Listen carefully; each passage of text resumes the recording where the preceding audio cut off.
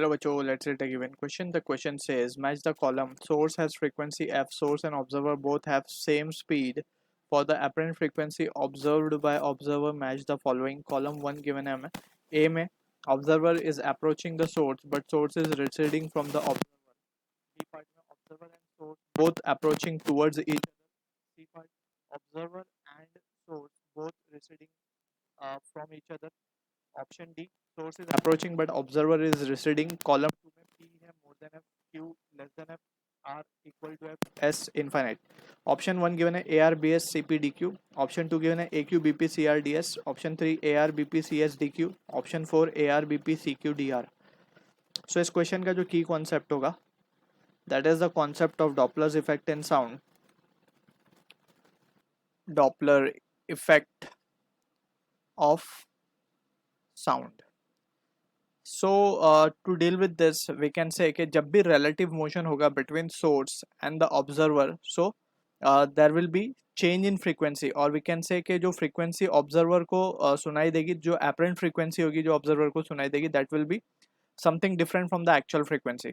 ठीक है, तो इसको डील करने के लिए we have the expression Na equals to V plus minus V naught upon V minus plus of Vs into N. अब यहाँ पे we need to be clear with the terms. V naught is the speed of observer, Vs is the speed of source, V is the speed of sound in air, and N is the actual frequency और Na is the apparent frequency.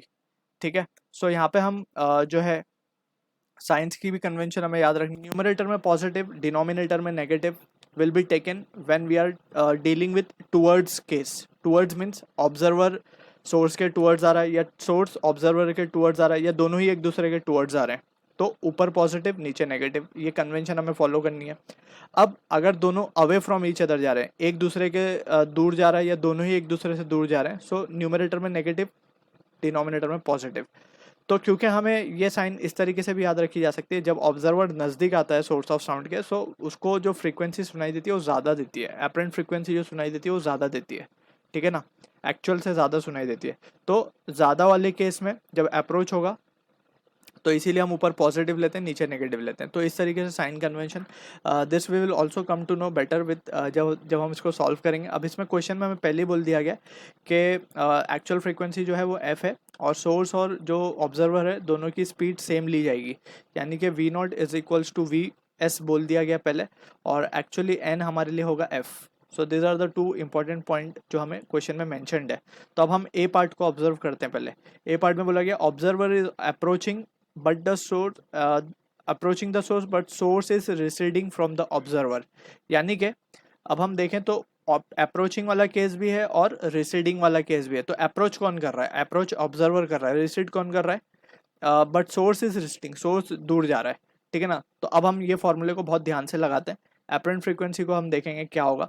अब observer is approaching, यानी कि ऊपर वाले में approach का case हो रहा है. ऑब्जर्वर अप्रोच कर रहा है तो ऊपर में प्लस आएगा. ठीक है, तो ऊपर हम लिखेंगे v प्लस, अब इसको हम मान लेते हैं, लेट सपोज v डैश बोल देते हैं इनको. ठीक है ना. और यहाँ पे जो v है, जो टर्म हमने लिखा है वो that is the speed of sound. ठीक है, तो अब यहाँ पे हम इसको v डैश बोल रहे हैं दोनों को, तो यहाँ पे हम v डैश डालेंगे. नीचे वाले में जो साइन आएगी उसके लिए अब हमें ध्यान रखना है, उसमें क्या आएगा, सोर्स जो है वो अवे जा रहा है, सोर्स इज रिसीडिंग. तो नीचे में रिसीडिंग के लिए हमने क्या पता है, नीचे में भी पॉजिटिव ही लेना पड़ेगा. ठीक है, तो v प्लस वी डैश ही आएगा again, and that will be into f. तो यहाँ से हम देख सकते हैं it is coming out to be equals to f, यानी कि a जो है मैच हो रहा है r से. सो a is matching with r. I hope ये चीज़ क्लियर हो गई होगी. ठीक, हमने जैसे डिस्कस किया था, हम यहाँ पे लिख ही देते हैं चाहिए तो. अवे वाले केस में हमें क्या देखना है और टूवर्ड्स वाले केस में हमें क्या देखना है. अवे का मतलब रिसीड भी होता है, तो ऊपर टूवर्ड्स में ऊपर पॉजिटिव नीचे नेगेटिव. ठीक है, यहाँ पे ऐसे मेंशन कर देते हैं, अवे में ऊपर नेगेटिव नीचे पॉजिटिव, इस तरीके से.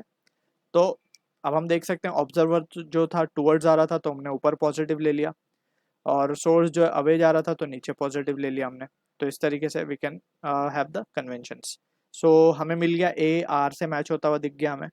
अब हम चेक कर लेते हैं बी पार्ट. इसमें बोला गया observer and source both approaching towards each other, both approaching towards each other. तो एपरेंट फ्रीक्वेंसी क्या हो जाएगी, अप्रोच कर रहे हैं दोनों एक दूसरे को, तो अप्रोच में तो प्लस माइनस ही है.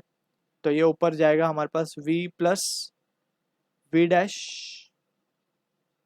Upon observer and source both approaching towards each other, तो नीचे आ जाएगा हमारे पास v minus of v dash and into f। अब हम यहाँ से अगर केयरफुली एनालाइज करें, सो ऊपर वाला टर्म नीचे वाले टर्म से ज़्यादा होगा, v प्लस वी डैश है और नीचे v माइनस वी डैश है, सो ऊपर वाला टर्म नीचे वाले टर्म से ज़्यादा है, तो यानी कि ओवरऑल वैल्यू ज़्यादा होगी, 1 से ज़्यादा होगी, राइट।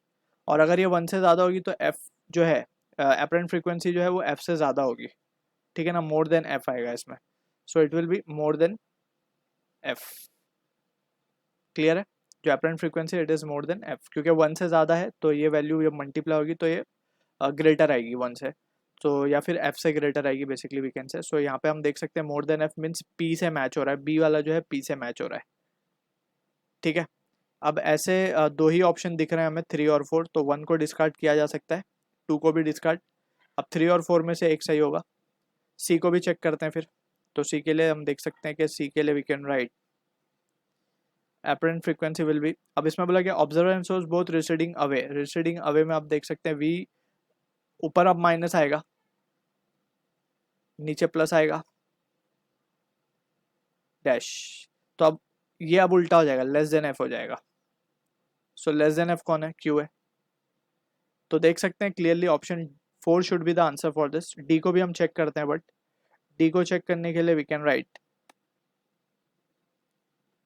d में हमें बोला गया source is approaching but observer is receding, source जो है अप्रोच कर रहा है, सोर्स इज अप्रोचिंग, अप्रोच में हम देख सकते हैं कि नीचे माइनस होता है, तो v माइनस वी डैश, और इसमें बोला गया है कि जो है